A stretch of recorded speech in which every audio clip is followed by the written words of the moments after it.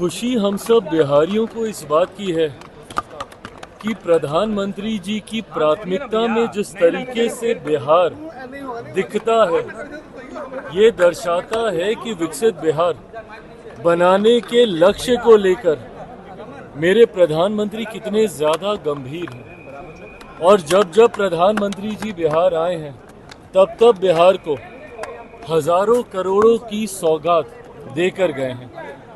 और ये ऐसी सौगात है जो धरातल पर दिखती है।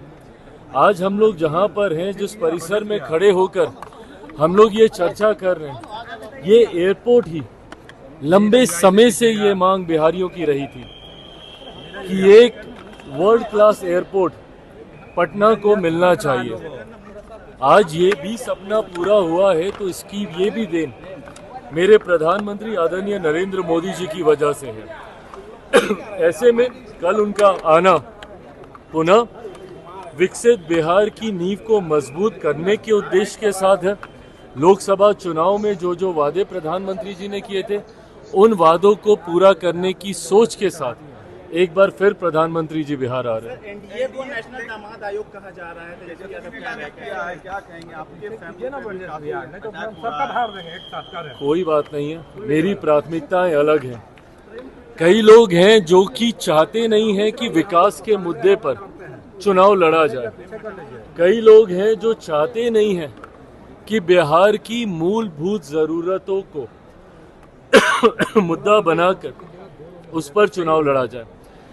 और इसी सोच के साथ वो निरंतरता में आपको अपने लक्ष्य से भटकाना चाहते हैं। कल जब प्रधानमंत्री जी आ रहे हैं, तो पूछे ना प्रधानमंत्री जी से कि भैया आपने ये वादा किया था, ये नहीं हुआ, ये वादा कहा था, ये नहीं हुआ। ये सवाल कीजिए ना, पूछिए कि आपने एयरपोर्ट कहा था नहीं दिया, आपने एक और एम्स कहा था नहीं दिया, ये सवाल कीजिए ना।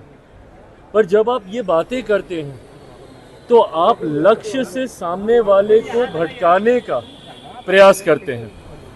और अगर मेरा जिक्र करें भैया, हम तो किसी को नहीं कह रहे कि कोई बहन भाई आयोग बनना चाहिए। हम तो बिहार फर्स्ट, बिहारी फर्स्ट की हम बात कर रहे हैं। और कोई लाख प्रयास कर ले एनडीए के नेताओं को, हमारे घटक दलों को हमारे मुद्दे से भटकाने का, हम सब प्रधानमंत्री आदरणीय नरेंद्र मोदी जी की सोच, मुख्यमंत्री नीतीश कुमार जी के विकसित बिहार की सोच के साथ, बिहार फर्स्ट, बिहारी फर्स्ट की सोच के साथ हम लोग आगे बढ़ रहे हैं। बाकी जिनको विषय भटकाकर गलत नैरेटिव सेट करने का जो वो प्रयास कर रहे हैं, उसमें वो सफल होंगे नहीं।